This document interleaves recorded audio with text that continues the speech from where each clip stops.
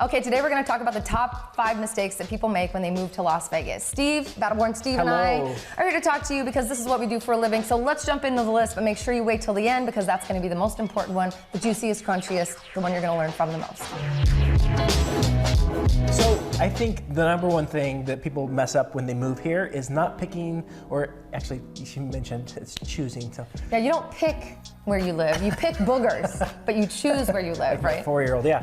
So not choosing the correct neighborhood or that would be the best suit for your lifestyle. Yeah, I think that's what we do best, honestly. And I do want to toot our horn when it comes to that. You know, we work with hundreds of real estate clients who are moving and relocating from wherever they are to Las Vegas every year. That's predominantly what we do is relocation, right? Yeah. And people who are moving here do one thing. They Google best neighborhoods in Las Vegas. Yeah. And it comes up Summerlin or with Henderson pops up. Summerlin or Henderson. Yeah. Guys, there's way more than Summerlin or Henderson. And by the way, Henderson's a city. It's not even a neighborhood, it's a city. And Summerlin's almost a city. It's huge. It's big. So that could be diverse from like something built in the 90s to the brand new construction in 2023. I think what's cool that we've adapted for our business model over the last 6 years is that we've really focused on lifestyle. We want to make sure people understand Las Vegas is not one blanket lifestyle that you get here. You have the opportunity to build any kind of life that you want in our city. And so one of the big questions we ask that I think you and I do really well is, what do you like to do, right? What do you go do in your spare time outside of work? Because everybody does the work thing, right? So when it comes to choosing, not picking, but choosing the right neighborhood in Las Vegas, we want you to understand that each city around Las Vegas, as well as each neighborhood, has a vibe, has an offering, and puts you closer to the type of lifestyle that you might want to live. What kind of lifestyles do you think some of the people who are coming from out of state are looking for here in Vegas? You know, there's people that are wanting to have a little more action downtown, or maybe they travel for their job, but they want a hub that's in a nice area. You know, then you might want to have an area a little closer to freeway access to get to the airport. Right. Like Henderson's really good for that. Yeah. And not just Henderson, but like Green Valley is fantastic for that. Right. You know? I think a lot of people too come here because they're actually outdoorsy people, right? A lot of rock climbers, a lot of bikers, a lot of people who really enjoy the fact that we are so close to Red Rock, we're so close to Big Bear, we're right by Utah, that all of the beautiful outdoor amenities that the city offers that almost nobody talks about. It kind of makes me sad. So we like to really break it down by what do you do for fun, what's the kind of lifestyle you're looking to move to and to create here in Las Vegas. The good news though, and I think we can say this confidently, is anywhere you choose in Las Vegas, you can have a little bit of everything if you want. So the good news for you is there's 1,001 different neighborhoods. We're experts on almost all of them, I would say. Across the team, I think it's all of them. So don't make the biggest mistake of thinking that you are going to pick or choose. Don't pick, choose. The neighborhood on your own. Let us be the ones that help you with that process. Talk to a local, talk to an expert before you go ahead and make that plunge. Yeah, don't think that you know. Let us help you get really educated. Okay, the next one on the list is underestimating the freaking heat, the weather, the dryness, just in general, underestimating Las Vegas when it comes to a weather perspective. Now, I want to kick this off by saying Steve and I differ in this realm. He's born and raised. Yeah, he's a unicorn. He wears a unicorn hat on Halloween. It's not that rare. It's not that rare anymore, but there are still people who find it mind-boggling that people were actually born and raised here that are over the age of 25. We are a few minutes over 25. Yeah, just a little bit. But one of the things that I think is great about the fact that we differ is we both still love Las Vegas with all of our hearts, but I love the heat. I'm a desert rat. He does not want it to get hot, not even an ounce, but still enjoys life when it's hot. Yeah, right? I mean, I like all the water activities. You know, I like going to the lake, going to the beach, going, you know, being outside. But I don't like sweating when I go to my car. And if I don't like working in it. If I don't break a sweat, it's not hot enough. Like I need the heat. So for me, I think the biggest underestimation is everyone assumes it's scorching hot and you can't breathe, and that the heat here feels like the heat feels like in Florida or somewhere else. And that's just not true. Yeah.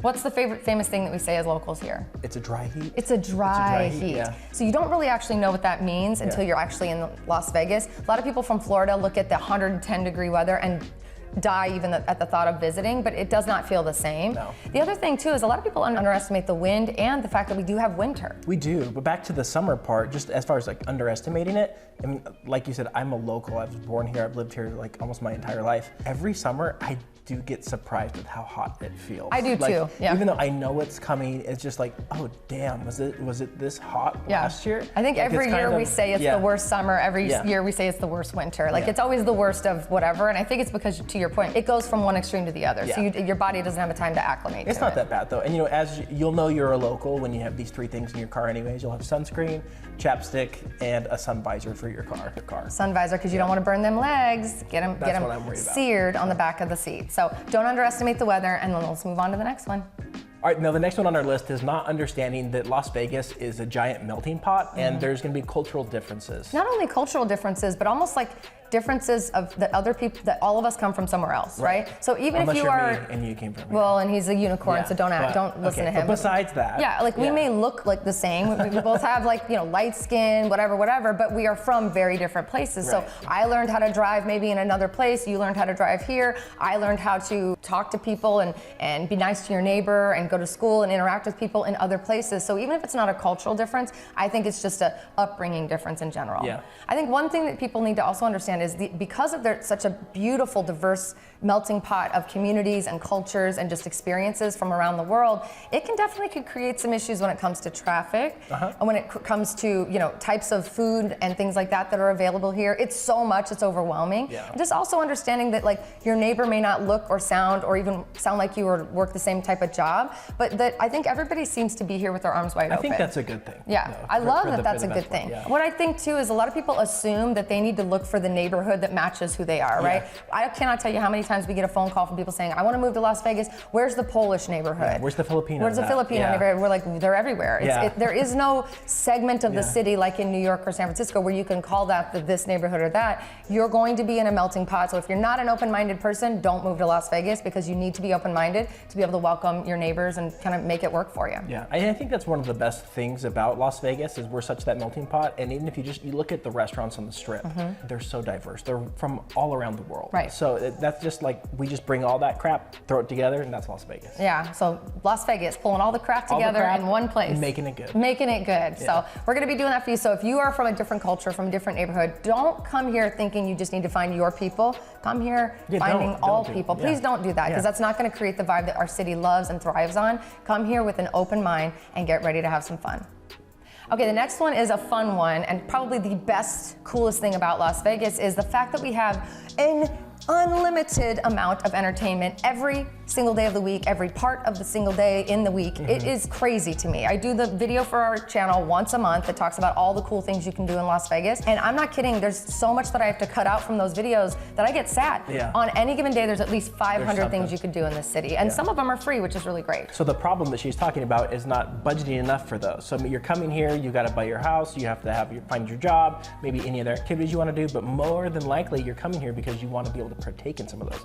Go to those concerts, go to these really cool foodie spots, all that kind of situation. So just making sure that when you come here, if that's your plan, maybe buy the house at not the highest part of the budget so you can afford to do all those things. Yeah, not budgeting for that amazing opportunity of entertainment. It's the coolest thing about our city, and it can be the uncoolest thing about your budget and about your experience because not only are you gonna have FOMO on a daily freaking basis. You're gonna be house poor and you're gonna be able to go to freaking You're gonna be poor. Blue Man Group. People wanna go to Blue Man. I get it. Blue Man's gonna be your neighbor, so you can go see what he's doing in his backyard. David Blaine on Wednesdays and whatever. I think too, it's important to understand. We want you to budget and make sure you have money in the budget for entertainment. So when we're talking to you about possibly moving here, buying a house, that's going to be a conversation we have with you. Like, guys, we know you qualify for $500,000, but do you need to spend $500,000? Maybe we could get you at $450,000, leaves you a little bit more money on that monthly budget for your bills, and gives you that much more money to play. The good news I will say though is Las Vegas is very affordable when it comes to entertainment off the Strip, and so and all the concerts that come into town are pretty affordable for the most part. They really are, and you don't have to travel. If you're in a different state and city that you had to